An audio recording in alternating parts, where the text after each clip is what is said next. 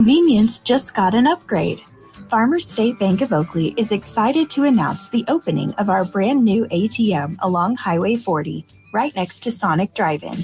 Whether you're grabbing a snack or on the go, you can quickly access your cash without the detour. It's banking made easy, right where you need it. Farmers State Bank of Oakley, member FDIC.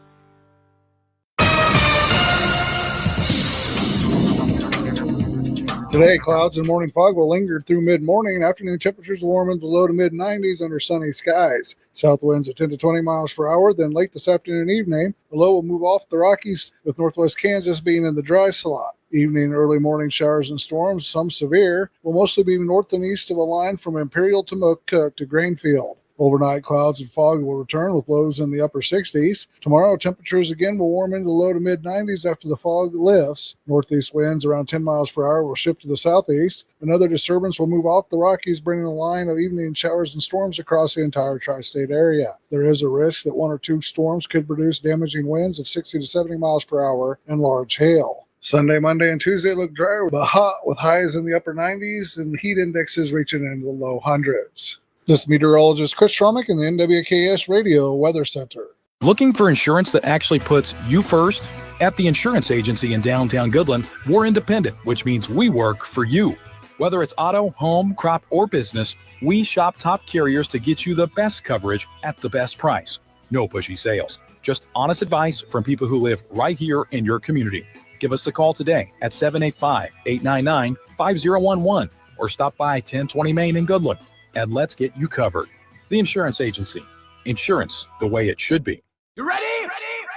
1, 2, 3, 4! It's time for the Morning Blitz with Ross Volkmer. The amount of money getting thrown around to quarterbacks who haven't done diddly squat is amazing to me. The High Plains only local sports talk show. Knows what he's talking about. Broadcasting live on Rocket 102.5, streaming on YouTube, Facebook, and X. Not this again. Yes, this again. Covering it all from the preps. Fastball swinging a miss and a strikeout there for Kaysen Cedarstrom. To the pros. Mahomes keeps it on an RPO at the 5. Gets a lead block. He goes into the end zone near side. Touchdown, Kansas City. The Blitz is presented by Pearl Chevrolet GMC, Hoover Lumber Ace Hardware, and F&B Bank. Along with the Insurance Agency, the Farmer State Bank in Oakley, the Cowboy Corner Express, and Equity Bank of Hoxie, Quinter, and Grinnell. Let's go to work.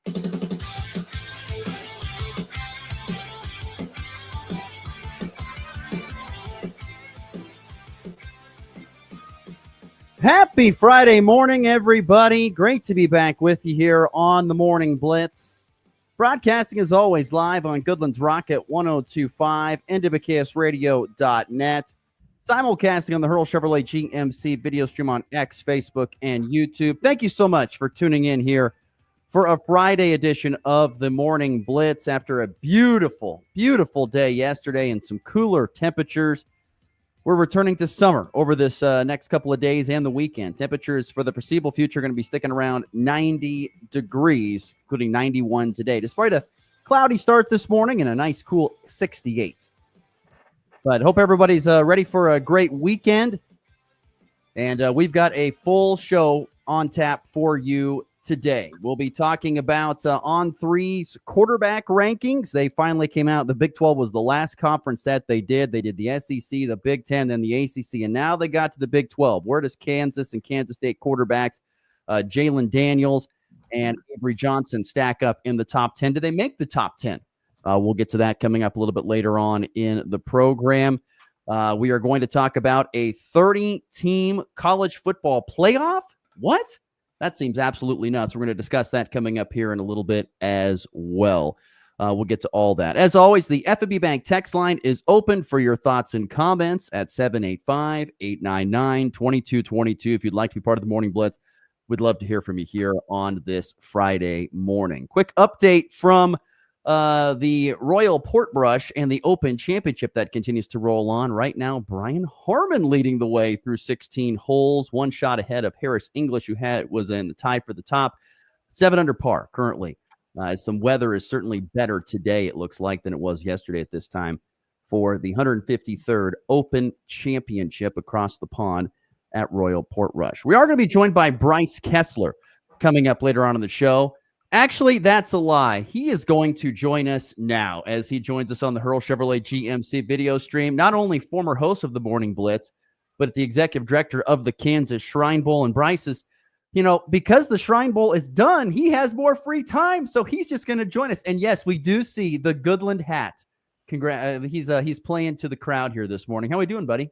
That's right. I'm doing great, man. How are you guys doing? We are doing well. I'm so glad that I just love the outfit today. Not only the Goodland hat, but the East-West Shrine Bowl shirt. So you are representing in all areas this morning, man. Okay, and I tell you what, I know. I think you were planning to talk some Shrine Bowl stuff a little later, but the Goodland represented this year, man, in both of our events back in the the Shrine Bowls when Destiny Gonzalez was our most outstanding female wrestler of that event, and Rhett Eyrig, they're from Goodland, of course, who was voted by his teammates and the coaching staff the most inspirational award winner for the West Squad this year, which that's a sweet honor. That's your peers voting on that. The kid who represents them, the cause, everything the best throughout camp. So way to go, Goodland. Of course, I'm biased. I know there's great people out there, but the rest of the state saw it too this year through our events. That's awesome. I tell you, I always tell people, right now, Goodland would be what I would call high tide. We are in high tide times. There was some great years. Bryce experienced, unfortunately, a lot of low tides, unfortunately. There were some rough patches, but there were a lot of good times too. You did experience high tide in football. You did get high tide in football. You did. Yeah, there were some good moments across the board, but yeah, there were some down moments, of course. But that's kind of how, especially high school athletics. I mean, that's kind of how it goes. There's an ebb and a flow to it. It's not like college day. You can't just go back in the transfer portal and start picking up pieces. Although I guess technically you can do that in high school, and now at Goodland a little harder. It's not like you got a bunch of recruiting base around there to go from. But now with kind of open enrollment, I guess it's kind of like that too. But no, not out there. Out here, it's not going to happen. If you're in the area, you're going to be part of the school. It's not like where you can cross whatever it used to be lines, to go. And it's happening all over the place. I mean, I know it's happening up in Nebraska. It's happening in Kansas. They're creating kind of super teams, guys coming and playing, guys and girls playing for certain schools. So no, out here, we are who we are. Yeah. Hey, that's good though. That's the way it should be, man. That's the way it should be. That's the natural way for it to happen. And, and there's more buy-in from the community that way. You feel like it's your team, it's not, you're not going out there and just piecing it together. So I love it. Yeah, Bryce Kessler, executive director of the Kansas Shrine Bowl. I want to dive into the Shrine Bowl talk a little bit here. Why not? So, have you had a chance to watch the first three quarters? That was the biggest thing we last time discussed. Did you get to watch the fourth? Did you get to watch the full game yet? Yeah, so I haven't watched every bit of it yet. I still haven't got to doing every bit of it yet. Still putting all the finishing touches on things from this past year's game, and then starting to put those pieces into place to get things rolling for next year's game. Taking a little time, to relax a little bit in there as well. Half of our so-called summer gets spent with, deep into the execution of the game in late June. So, I've taken a few days with my little man, and I've coached him in T-ball this year and stuff. So that was a lot of fun. And, I had to take him to the pool a couple times because, he gets a little not neglected in terms of care. I don't want to start that, but in terms of some of the fun summer activities, which of course with him, he's 3, going on 4. So he's kind of like summer all year round, still he's not in that, he doesn't understand school and summer difference yet. So, but no, it's been good. So I've watched some of it yet. I've still got plans to settle in and even take a deeper dive, but it was an interesting game, no doubt about it. With the wind, man, it was kind of crazy. It was windy, as they say, as you'd expect down in Dodge City in Western Kansas. But I think it was even beyond what would be the expectation for wind. It was windy all across the state. It wouldn't have mattered if we were playing Eastern Kansas, Western Kansas, North, South. It didn't matter. It was windy all across the state. So that made for some interesting, developments throughout the game. The gameplay was certainly affected by that. But it was another great night for for football, great night for our cause and just to put the event together. And I think everybody had a great time. And the East came away on the bottom side of this one, which of course out there y'all don't care about that. Y'all are happy about that. But even those guys, what I like to hear afterwards, I talk to some of those players, and it's still smiles and still just glowing remarks for the experience. And that's what it's about. The win and the loss, those guys are competitive, no doubt. They really want to win that game. So for that window of time when they're competing to win the game, it's all about that for them. But it's nice to be able to see them afterwards and the reflections of those guys afterwards, and understanding that we didn't get the W, but it was still a win, for everybody. So that's how I would chalk it up, a win for everybody again this year and a great time. Well, and also hopefully nobody got injured. That's always a thing that would always be a thing, I guess, that would concern me, is having this great all-star game. You just don't want anything bad to happen to anybody. You want it to be a good, clean, fun game.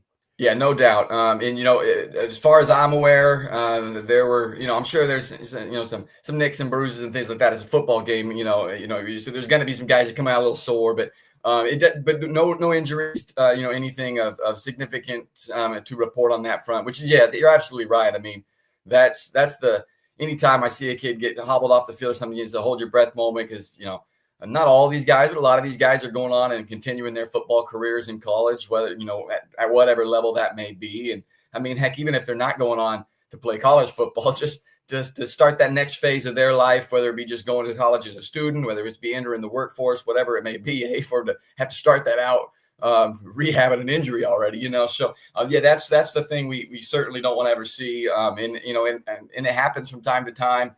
And we try to help take care of those guys when that's the case. But unfortunately this year I think we came away pretty much unscathed. So that's a good thing. I'm curious, right when I'm guessing that week right after when it's over, that Monday or something. I mean, are you going to the pool, or are you putting your feet up, or are you actually is there a lot of work that has to be done kind of the week or two right after to kind of, like you said, put a bow on a few things? Yeah, no, that week after, it's just as, I say it's just as busy, but like I tell people, it's busy, but yet it's not quite, the timeline is not quite as strict, if that makes sense. The deadlines aren't we're leading up to the game, it's now or never. You got to get this piece done, or you got to get that done. After the game, it's there's still stuff that has to get done, but then it's kind of I don't have to feel I haven't got to stay up till 10 o'clock tonight to make sure I get this done, because I can, do it tomorrow type of thing. So there's still a lot of stuff. I mean, heck, from laundry, I sit there and Whitney and I, we do all the laundry for all the game pants and all this stuff, and boy, I tell you what, you don't want to let that stuff sit too long, because in those big old gunny sack bags sitting in the storage unit, you don't want that to linger.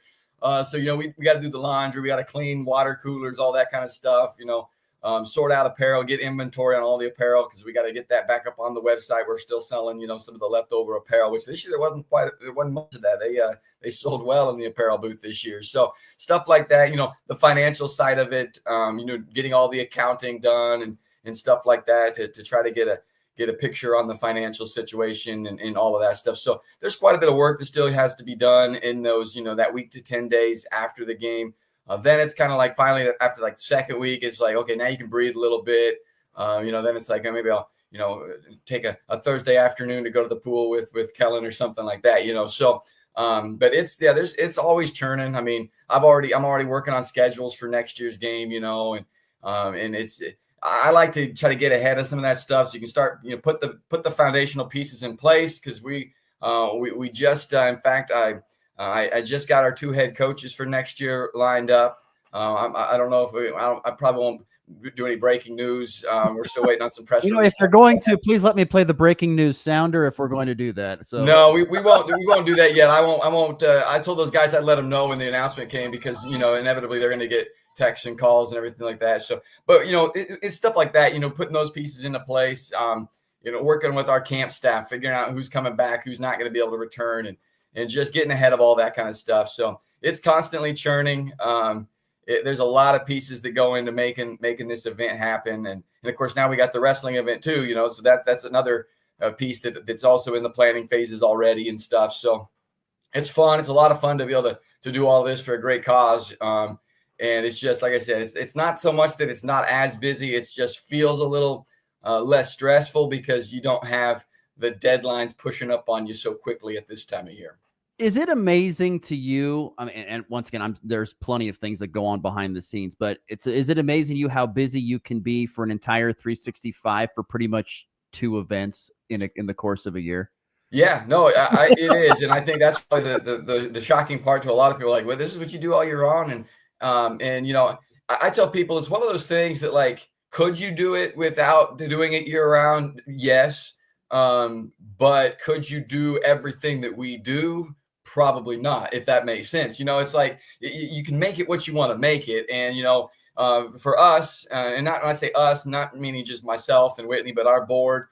Shout out Bob Short out there, Western Kansas, my man, and Patsy as well. I probably should shout out Patsy before Bob and all the other Northwest Kansas Shriners, but Bob's one of our board members, and he and Patsy kind of head up our apparel booth area, and everybody else out there in Northwest Kansas Shriners that make it happen. I mean, all of us want the event to be more than, you know, as we say, more than a game, you know, and that more than a game means more than what I'm saying. That's more about the cause, but it could be used in the same, you know, sense in terms of we want it to be more than just you roll a football out there and you play a football game. I mean, that's what a lot of people think about it. But and on one hand, you could do that without having to really put a whole lot of time and effort into everything else. But to maximize the fundraising efforts, to do with the band camp and a cheer camp and all the public facing events that happen amongst it. I mean, there's a lot of people that you have to cater things to, and you got to make sure it's a good experience for all of them.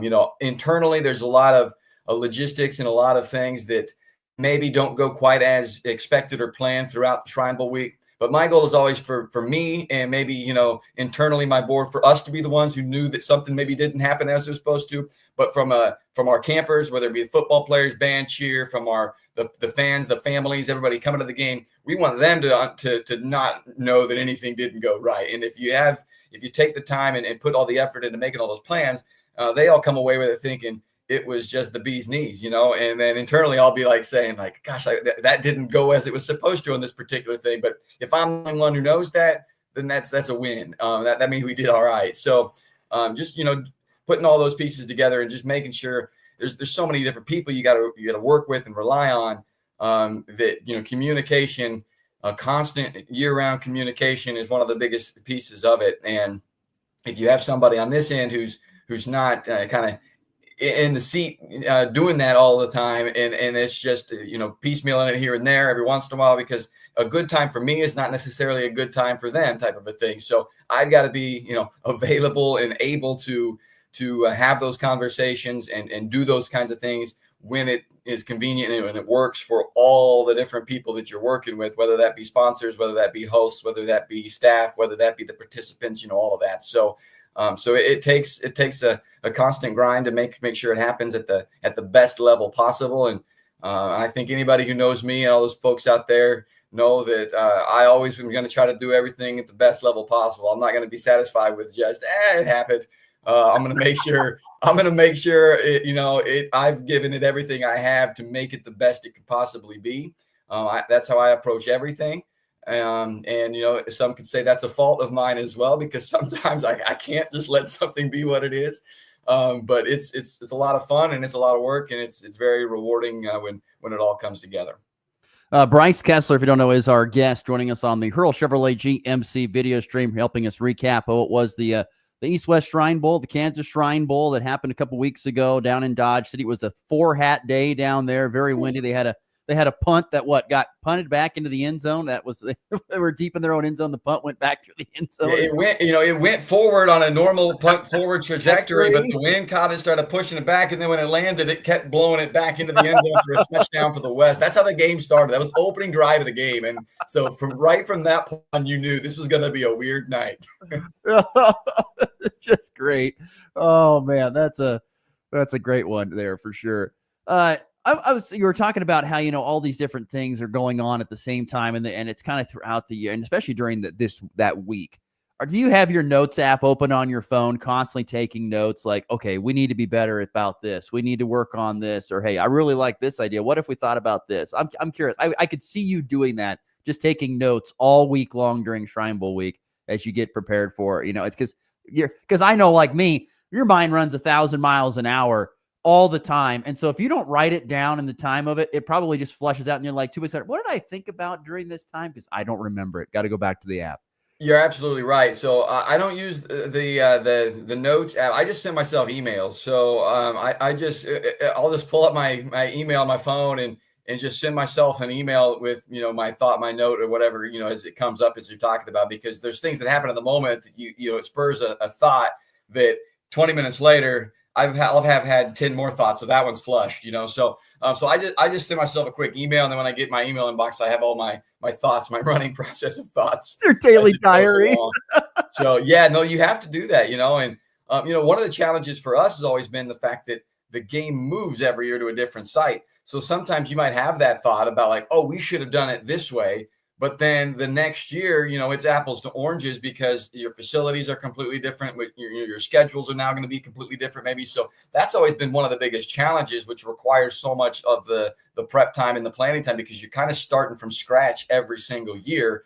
Especially like in my case, I've been involved since 2021. So up until this point next year, when we're headed back to Emporia, that'll be the first time that I'll have been a part of a game for a second time in a location. So, for these 5 years, it's been brand new, everything for me each year. And so, you might have had an event that went really well, but you're talking about a completely different facility that you got to try to execute that event in the next year. And so, even for just little things like the locker rooms are located in different places, we have X amount of seats in the press box this time, and this time it's different, and all those little pieces that you have to start, reconfiguring. And so that's always one of the biggest challenges. And, now going to Emporia this next summer, in fact, the next 3 summers now, that's going to be, so those notes are going to even be more effective now, because now you can take something and apples to apples make that change to really improve upon it. And with the local people that you're working with on their same point. I just met earlier this week, a couple of days ago, with all the Dodge City folks, kind of debrief the game. I like to hear back from them, hey, what worked, what didn't work from your perspective, because we're going to be working with other hosts, next year and the year after and all that. So I want to kind of know what how it looked from their perspective, because they obviously are coming at it from a different viewpoint than myself. And so, taking, what their feedback and hearing that. And it's like, some of it is, and I don't say this because I don't want to hear it, but some of it's like, it's almost irrelevant because it's like, it's a completely different setup, but and I say that not mean I don't want to hear it. You know what I'm saying? Though it's like, it's still good to hear because you just don't know when that situation might come up again. So yeah, it's a constant learning process, and you always, again, want to make it better and better. So taking those notes is very important, and hearing back from people. My feedback surveys that I get from our coaching staff and everybody like that, our camp staff, are so important, because you need to know what works and what doesn't work for people in order to change it. You don't know what you don't know. So if I think something, hey, from my perspective, that's great every year like that, and nobody ever says to me that it's not, then in my mind, it's great still. So I won't ever change it, so those things are important. Talk about just in sports in general, from a player's perspective and coaching. I mean, feedback is important.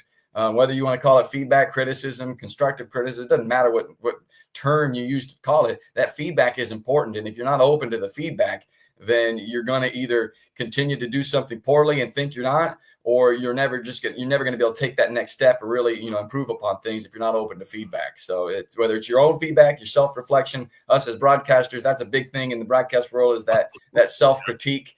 Everybody knows you're usually more critical of yourself than anybody else is going to be. So, so we do a lot of that. Whitney and I, we sit here in our office right here and do a lot of self-critiquing of our own, what we do between the two of us. And that's a unique aspect of this, being able to work with my wife too, and being the only 2 employees of the organization. So we get a lot of time to talk about it. Our conversations are not limited to office hours. I bet not. So some people might say that's bad. They're like, I don't want that. So with my wife, maybe, but I love it. And so it's awesome. And we work so well together that it's fun to be able to just sit there and bounce ideas back and forth off of each other and grow together. Both, professionally in what we do. And then, in our case, it's been a good way to just continue to grow personally in our relationship, to be able to, have conversations and work things out together. So it's been a lot of fun. Bryce Kessler, once again, our guest for the Kansas Shrine Bowl. I've got a few more questions actually for you on the Shrine Bowl. You were talking about the big bags of uniforms and having to wash those. Do you have to take those to your house to wash them? Do you take them to a laundromat? And then where do they get stored? Do they get stored at your house, or do you guys have a storage unit somewhere in the state? I'm just kind of curious, what do you do with all this equipment? Yeah, we have a big storage unit. In fact, we have two. We have a 10 by 40 unit and a 10 by 20 unit. It used to be just a 10 by 40. We've grown to add a 10 by 20 along with it. There's always more stuff. Yeah. And so, no, I do not wash them at my house. Not because I couldn't, but it would take a lot longer. You've got 88 pairs of football pants, 88 practice jerseys, towels, and all this kind of stuff. So we go to the laundromat. And we can knock it all out in like an hour's time. It's awesome. So yeah, it's we have a truck to put it in the back of, because you don't want to put that stuff in the cab or up in the, if you had just like a car. Yeah. Funny story. We had an intern several years back, and she would do the laundry post game, and she would take those bags and put them in the back seat of her car. And she would always tell me, she's like, yeah, it's still like a month later. So I'm still trying to air that stuff out. And I was like, yeah, no thanks. I was a high school athlete. I get it. But we've all been there and know that, that bag of gear that you take home from the locker after sitting there for a week, it reeks. And take that times 88 and put it together. And it's no bueno. So, but yeah, we have a storage unit where most of that stuff's all stored. I do have some stuff in the basement, stuff that I need more access to. Maybe I'll keep in the basement here at my house, but most of it's in a storage unit. And then one more for you on this topic. You talked about how you've already selected your coaches for next year. Not that you have to tell us who those are. What is the process of selecting a coach? How does one get nominated? What is the process of a coach getting selected to be the head coach of the Kansas Shrine Bowl East or West squad? Yeah, it's pretty simple, actually. So it's just a vote amongst this year's staff. So every year our head coach is going to be an assistant from the year prior. We do that kind of for two reasons. One, the biggest reason is that way you always are going to have at least one coach. You could potentially have an assistant coach that gets selected who's also been a part of a Shrine Bowl previously. But you're always going to have at least that head coach who's not just been a part of a Shrine Bowl, but has been just a part of a Shrine Bowl the year before. Because it is such a unique week. There's so many pieces that go into it that if you had 7 coaches who had never been a part of it, I think that would be a detriment to the team and the ability to really plan out their week and understand, kind of the time constraints that they're on and what they need to get accomplished. So that assistant coach is going to be, or the head coach is going to be one of the assistants from this year. So it's up to, there's 6 guys who are eligible each year to be that head coach. It's just a vote that goes out with the coaches, and then our coaching, our support staff, so our camp directors, trainer, and whatnot. They just voice their opinion. They kind of rank them, 1, 2, 3, top choice, second choice, third choice, and there's a point system that goes in there, and then it's just it just tally them up, and then you have your pecking order, and then it's just a matter of me reaching out and inviting whoever that top vote getter is for the job. Usually there's a conversation, they take a couple of days to talk to their family and everything, as they should. That might talk about relationships. That probably wouldn't be a good one to do, is just to tell your significant other, or like, oh, hey, by the way, I'll be out for a week next summer. Hey, well, we had a trip planned that time. Sorry. So I give them a few days usually to talk to the family, just look at their schedules and stuff.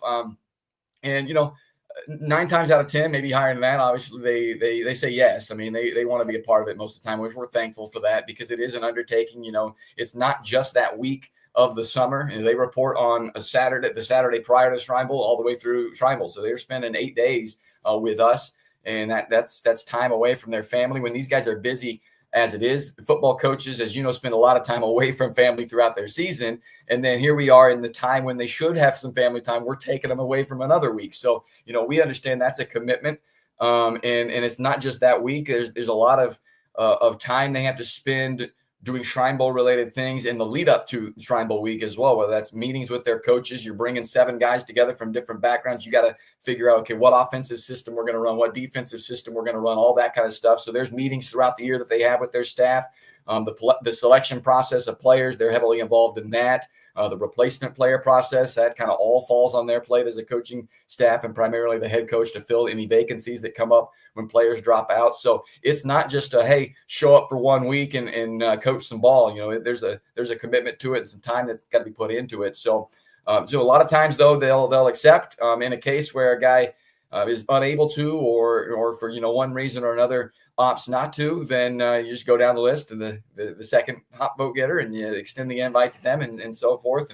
And so yeah, it's a fairly easy process, honestly, getting that part of it. And it's just awesome, and it's just fun to I'll say every coach is not necessarily cut out for it, and I don't mean that from a football acumen standpoint necessarily, but some guys just, your programs run different. Some of the smaller school guys, they'll tell me up front, they're like, hey, I don't want to be the head coach. I love being a part of it, but I don't want to take on the job of being the head guy on this. And that's completely fine. I respect that, obviously. And other guys, maybe they have, young kids, families that it makes it harder for them. And so there's always, reasons why it may or may not work for somebody, but it's fun. It seems like it always works out. The guy, like I'll show up to camps and I'll be like, I hope that guy's the guy. He'd be great for us from an ambassador kind of a standpoint to lead our team next year. And a lot of times it turns out that's the guy that gets chosen, which is always awesome. So, all right, final one before we take a break here.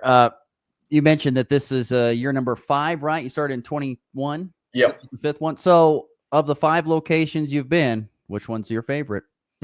Well, that's interesting. They all have had their perks. Of course. It's hard to really to put one into perspective. I mean, honestly, I'd have to probably say Emporia. And and obviously that's where we're headed back to as well. So I'm not just saying that to sugarcoat things for those folks, but it's so convenient, their campus setup and everything for what we do. And then also to be again, quite frank, I mean, I live an hour from Emporia, so it makes it easier for me. I can get there more often when it comes to working with sponsors, when it comes to trying to plan things out. That makes it easier for me. So that helps make that one a fun one. Hayes was awesome because it was our 50th anniversary and stuff. So there's a lot other things that went on with that to make Hayes a really good spot. And, and being a Western Kansas kid, it kind of felt like going back home. I was in Hayes a lot growing up because that was where you go. When you're in Quinter, you go to Hayes for anything, so it felt kind of like going back home. Whitney went to school there. She got graduated finished her undergrad and her graduate degree there at Fort Hayes. So it was kind of like a homecoming a bit. So that made that a lot of fun. I love Hutch. I got a lot of connections in Hutchinson as well. That was my first one. So that was kind of, extra. Like I was kind of like, I don't really know what's all going on yet, but it was fun. And the Hutch people are great. Dodge City hospitality was awesome out there. Those folks went above and beyond to make us feel home, but it was a lot logistically, there's a lot more going on. So it was a little more stressful than some of the other places. And then Pittsburgh as well. That was my second year. So it was still kind of get my toes wet down there in Pittsburgh. And I was unfamiliar with it. So that one, again, going back there would probably be more fun for me just because I kind of know what to expect now. Like BJ, who was the director then, he loved it down there because, again, that was his home. So he was very familiar. And I think that plays a factor in those things. So everywhere's been great. It's just, I've not had a bad one yet. I've not had a bad experience at all yet, and I don't anticipate ever having one because how can you when you're part of something like this? No, absolutely. Bryce Kessler, Executive Director of the Kansas Shrine Bowl, joining us here on the Morning Blitz. You want to stick around?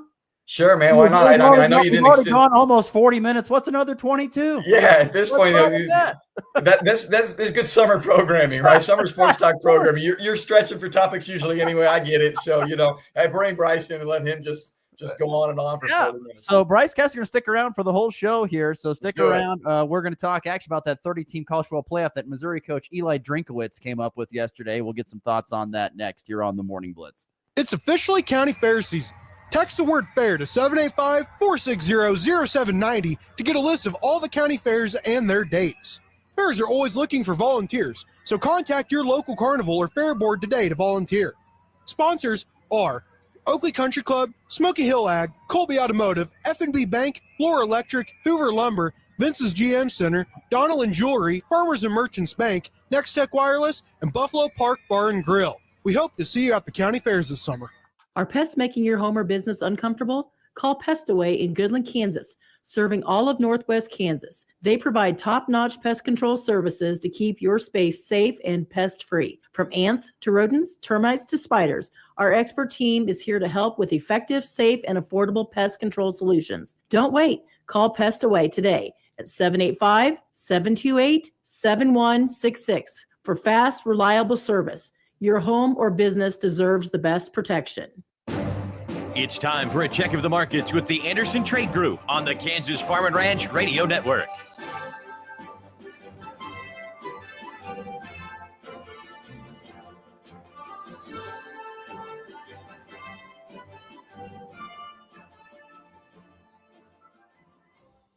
Good morning. This is Tyler Ghosh with the Andersons in Owen Park, Kansas, with your morning market update. It is Friday, July the 18th. Overnight sessions have commodities set to open higher. SEP corn up 5 cents at 4.07. The December's up 5 1/4 at 4.26 1/4. March up 5 cents at 4.43 1/4. Beans on the SEP are up 9 3/4 at 10.21 3/4. The Nova is up 10 1/4 at 10.36 3/4. January beans up 9 1/4 at 10.53. Kansas City wheat on the SEP is up 11.5 cents at 5.29. December is up 12 cents at 5.51 1/4, and the March is up 11 cents at 5.72 1/4. Chicago wheat on the SEP is up 9 3/4 at 5.43 1/4. December is up 9 1/4 at 5.63 1/2. March wheat up 9 cents at 5.81 1/2. S&P 500 is up 6 points at 6,346. Dow is up 70 points at 44,787. Nasdaq up 12 points at 23,262. Crude oil is up 93 cents a barrel at $67.16. Gold is up $21 an ounce at $3,366, and silver is up 50 cents an ounce at $38.79. If you have any cash grain you'd like to move or want to learn more about our freedom pricing tools, reach out and give us a call. You can reach myself, Tyler Ghosh, Shared Law, or Tom Saludo at 913-748-3000. If you're out in Colorado, give John Hankey or John Stiles a call at 970-744-4484. The Anderson Trade Group, proud market partners with Kansas Farm and Ranch Radio. Find out more at andersongrain.com. The risk of loss through trading futures and or options is substantial, and each investor and or trader must consider whether this is a suitable investment. Past performance, whether actual or indicated, is not indicative of future results. The Anderson Trade Group has no guarantee that the advice given will result in profitable trades. They say seeing is believing, and nothing catches the eye like the 9.5 bushel per acre yield advantage of Revitec fungicide over other fungicides. But don't just take our word for it. See it for yourself. Run a comparison of Revitec fungicide, enter the Real Results Yield Challenge, and experience the difference it makes in your fields. And when you share your experience with us, you'll get a chance to win a 2-year lease on a new truck. Sign up at yieldchallenge.basf.us. No purchase necessary. See official rules for details. Always read and follow label directions. Kansas Corn reminds you that E15 fuel is the right choice for every kind of driver. For the car enthusiast, E15 has higher octane. For the thrifty driver, E15 is priced lower than regular unleaded. For the nature lover, E15 provides cleaner air. For the shopper who buys local, E15 has more ethanol from our Kansas corn farms. Choose E15 for a higher octane, lower price, and cleaner American fuel. This message from the Kansas Corn Commission. Learn more at kscorn.com. You're tuned in to the Morning Blitz. Great call. Love where your head's at. With Ross Volkmer.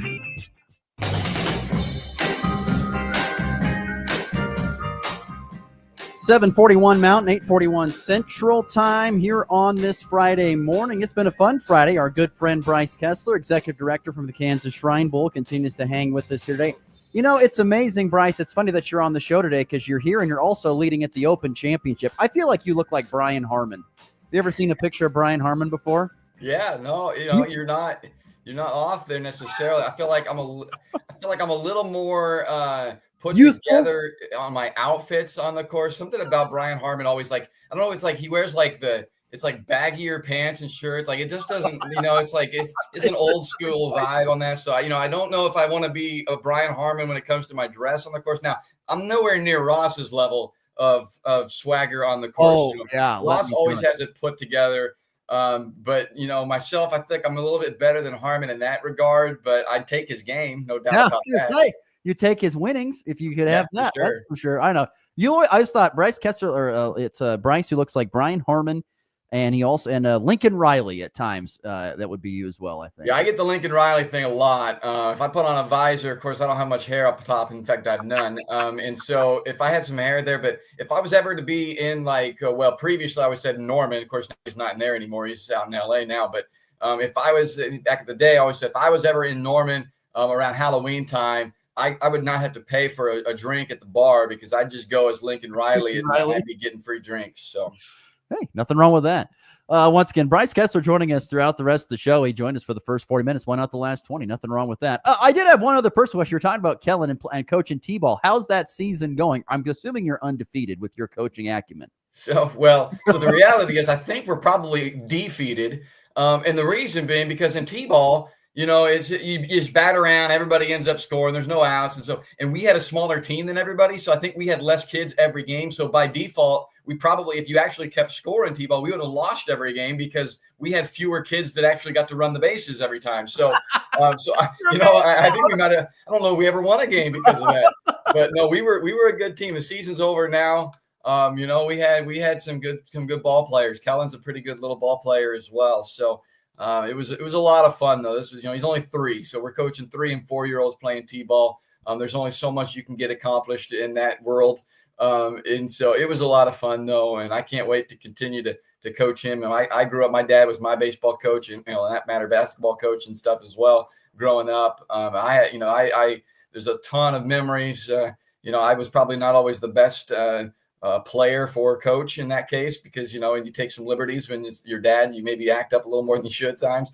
So, but there's so many good memories, the core memories from my childhood getting to play for my dad that, I want to have those moments with Kellen as well. So I can't wait to continue to coach him as he gets older and older. I'm not surprised at all that he's actually a pretty good ball player. Just runs in the genes, His mama was a great ball player as well. So she played softball in college, and so he gets hopefully some good athletic genes from that. Yeah, that'll be great. Once again, Bryce Kessler joining us here. Okay, one of the topic of the day on the Morning Blitz I was scheduled to talk about, and we're going to get to it now, is SEC Football Media Days wrapped up yesterday, and Missouri coach Eli Drinkwitz got to the podium, and this is what Media Days is supposed to be about, getting to the podium and saying ridiculous things. And Eli Drinkwitz said, I think we need to have a 30-team playoff. And so for those who didn't hear it, he actually joined J.D. Pickell of On3, and here's a quick little synopsis of what he thinks about a 30-team playoff in college football. Once again, Missouri head football coach Eli Drinkwitz. No, it's not really something that's outrageous. It's based off of the 12-team playoff where you had automatic qualifiers, but now we've decided we want to expand it to 16. So instead of doing 11 and 5, which you're going to put 11 teams in the hands of a human committee that nobody's going to agree. They're all going to have implicit bias. Why would we even do that? I mean, nobody thinks that the NCAA, we spend hours arguing about who was the 69th and 70th team in the NCAA tournament. What do you think we're going to do with the 11 there? So why not expand the opportunities, give 4 play-in games to the SEC, 4 play-in games to the Big Ten, 3 to the ACC, 3 to the Big 12, and say, man, create more opportunities for the fan bases to get excited, create more opportunities for players to compete for championships. And that doesn't sit well with probably some of the blue bloods who are going to consistently be ranked in preseason rankings in the top 25 explicitly because of their names, not necessarily because of their teams, but because of the brand bias that we have in college football. Instead, make people earn it. Make people earn it on the field. Let's have less talk, which doesn't do great for these kind of events. And let's settle it on the football field. And to me, that's what play-in games are. If you're telling me in the SEC, hey, you got to finish in the top 8 for a chance to compete for a playoff berth, that's doable. Then it's not about, this is the hardest conference in college football. Yeah, it is, but you got to figure out a way to be 8.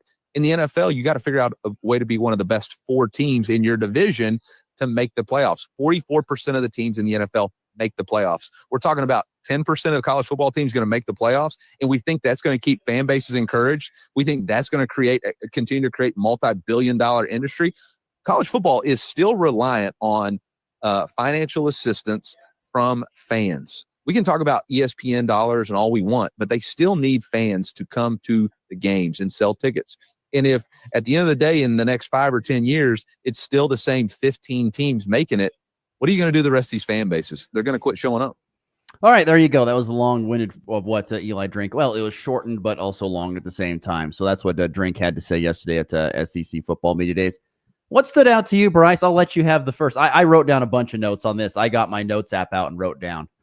Well, I don't necessarily disagree with the premise of what he's saying, but I also in no world think that it's necessary to need 30 teams to decide who the national champion is in college football. The same way I would say in college basketball, you don't need 70-some teams that they're trying to grow to either. Right. So the premise of what he's saying, it makes sense. I get it. But at the same time, it's not necessary. I mean, you are going to get some of those teams that are going to get in because of name only each year, year in, year out.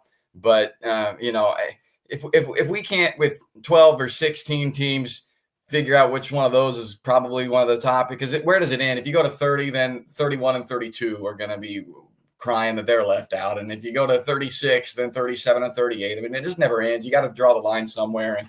And in college football, especially, I mean, basketball, you can have a little bit of a Cinderella run, a little easier than you can in football. I think over the course of a 12 or 16 team playoff, a team that's not for real, that doesn't really have a shot to win, that's going to come out in that form. So I think 12 or 16 is plenty. 30 is just for no reason. You just add more teams to make people feel like they got a participation prize. I know exactly why Drink is saying this, is because he knows he's probably never going to be in the top 4 of the SEC. He's like, I'm never going to be able to make that. And if I do, it's going to be once every, 12 years. And who knows if I'm going to be around if that's the case. And so he's trying to find way. I like I said, there are some positives in what he said, and there are some, what are you thinking type things. I agree with his, I think the committee does have too much power at times. I do think it would be cool to have play-in games like the Big Ten's 4-4-2-2, whatever that format they call. I do enjoy that playoff deal. I do agree with him where it wouldn't sit well with blue bloods because brand bias is a real thing. It happens a lot every single year around this time. We're putting certain expectations on teams that we don't need to put expectations on, and so that results in a team possibly getting ahead of another team that didn't need to be that. Fans and coaches would love the fact they only have to finish in the top 8 of their conference. I mean, because there's a shot for us to be in the playoff, if we just put it together a little bit. And I could also see how fan bases do get discouraged. I could see that as well. Your fan bases, but at the same time, though, we probably could still see the same teams every single year because we're seeing that already now. You're seeing the same teams, the Ohio States and the Clemsons. They're all in whether they were in the Final Four playoffs or in this 12-team playoff. We're still seeing the same teams each year, and I think we'd probably see the same teams when you whittle it down from 30 to whatever. Yeah, I don't think that his point of fan base is going to stop wanting to come and support the teams if they're not, because they're not making the playoff. There's been tons of schools who never have had a chance for a national championship since college football was started, and they still show up. If anything's going to stop fans from continuing to show up for ball games, it's this whole out of control transfer portal where you don't know who's on your team from one year to the next, and there's no affiliation to the program. You don't want to go out and buy a jersey for a guy because there's a good chance he's not going to stick around more than a year. That's what's going to ruin fan bases from wanting to show up to the games, not whether or not they have a chance to make a 30-team playoff. So that part of it I disagree with. But I just think, where do you draw the line? And if you think hell, we don't even do a top 30. It's a top 25, which is already enough. I mean, they don't even give teams 26 through 30 the credence of being in a poll. So now we think, but they have a chance to win the national championship. I mean, come on, no. If there's one thing I pulled away from this, I did so well. The FCS does this, but they have 24 teams, 10 automatic qualifiers, 14 at-large bids, 8 receive first-round buys. So I don't know. The other thing that I think that if you're gonna do a 30-team playoff, when are you gonna start this sucker? Yeah. When do you start the season? Are we gonna start playing now? Because you're gonna have to. That's a lot of weeks of games you're building on the back end of your schedule there.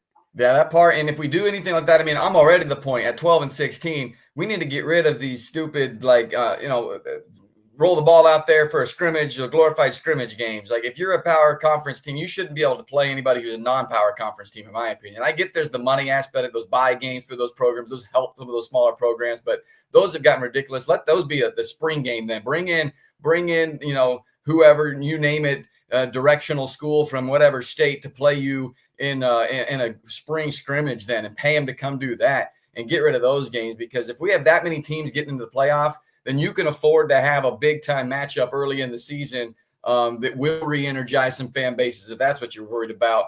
And like college basketball, you're not worried about a one-off loss here and there in college basketball, so you get some really good regular season matchups. We're starting to get a little more of that in college football because of the expansion, so there's a little more wiggle room. You can lose a game now and still not be the end of your season. But if we're going to 30 teams, I mean, shoot, and you're one of those power big names, I mean, you could lose 3 games and they're still going to find a way to get you in there. So you better start playing some actual teams and not just those glorified scrimmages. I would agree. We need to have better games. That comes down to all, how many conference games you're going to play. Well, it's going to, I don't know. There's a lot. It's kind of funny how everything that they talk about during the offseason of college football kind of intertwines, portal and spring games and, taking players off of certain teams. Yeah, it all kind of intertwines, and I would agree with you. They've got to get that portal figured out and done so where you can limit player movement to an extent. So then that's kind of the foundation, I think, to making things go a little bit smoother. There's no doubt about that. Once again, Bryce Kessler is our guest here on the Morning Blitz. Yeah, I don't know. I think this 30-team playoff idea, I just think it's ridiculous, but I get why a coach like him would say it, because he's a team that's probably never going to be at the top of his conference. And if he ever wants to taste the playoff, it's going to have to get a lot bigger for him to do it. Good luck with that. But I mean, they still have one-off times. They're still going to have an opportunity to get in there if they have a really good year. I'm a TCU guy, because that's where I went to school. And TCU's never going to be a program that's going to be perennially in the previous BCS games or the top 4 play. I mean, they're never going to be that spot every year, year in, year out. But hey, guess what? One time they did make it, right? And so that's Big 12, SEC, whatever. If you want to say that's a bit not as good of a conference, I get it. But at the same time, I mean, if you're a Missouri, like, you have to be honest with yourself too. And like, you're never going to be the school that is in Alabama or Georgia who's there year in, year out. Like, that's not in your DNA. Like, that's not going to happen. So if you're trying to come up with a model that allows you to say, hey, every year we're in there, well, then at this point, again, we're just playing for participation, because that's never how it was going to be ever. And so, you are driving to be to get there when you have your opportunity and capitalize on that opportunity when you can get there, and knowing that, hey, this may not come around every year, because I think on the other hand, that also hurts a fan base. I mean, yeah, Georgia and Alabama, those fans probably love it, but at the same time, like, it's, people don't generally root for the dynasty, right? I mean, Chiefs fans right now, you're on an island. Nobody else likes you because you've been so dominant. Patriots fans went through that, so it's like there's something about knowing that, hey, every year we're not going to be in the national championship hunt, but if we can put it together and have our one year, that's a magical season. And so instead of looking for handouts, just try and be a part of that one magical year that you get all the way to the college football semifinals without having to take 40 some teams to be in there. Yeah, I would agree. And then this 5+11 format they talk about with playoff expansion, if you're Missouri, I mean, there's some years where the SEC, I think, could possibly get more, 6 teams, 7 teams in. So you'll have to maybe finish in the top 7 if you're the SEC. So he's in a better spot than some coaches are. For sure. All right. We got to get to a break. We'll come back. We'll wrap the show with the final segment next here on the Morning Blitz. Kansas Farm and Ranch Radio is the place to turn to weekdays for the latest agriculture news and markets. Being a member of the National Association of Farm Broadcasters, we take pride in making sure you're informed of the latest news from the world of agriculture. Whether it's local, state, regional, or national, if it affects your farm or ranch, you can count on hearing it here. Daily reports from Kansas Farm and Ranch Radio are made possible by Farmers State Bank, Norder Supply of Scott City, Cornerstone Ag, and Woofter Construction and Irrigation. Big deals are rolling at Hurl Chevrolet GMC in Goodland, Kansas. Drive off in a 25 GMC Sierra 1500 with $3,650 purchase allowance or 0% APR for 36 months and no payments for 90 days. Upgrade to the Sierra 1500 Denali and get up to $5,750 off or 0% for 36 months. Or go big with the Sierra 3500 Pro. $2,750 off or 3.9% for 48 months. Don't wait. Stop by Hurl Chevrolet GMC in Goodland today or shop online at hurlchev.com. At FNB Bank, we know family comes first. Whether you're opening a savings account for your kids, buying a new home, or planning for the future, we're here to help every step of the way. With personalized service and flexible options, we make banking easy for your growing family. FNB Bank, serving families, strengthening communities. Member FDIC, Equal Housing Lender. Summer is heating up, and Hoover Lumber Ace Hardware in Goodland and Colby has everything you need to make the most of it. Tame that lawn with top-notch weed and feed from Ultimate Fertilizer, and keep those bugs away with powerful pesticides. Plus, Ego mower blowers and trimmers to get that job done fast.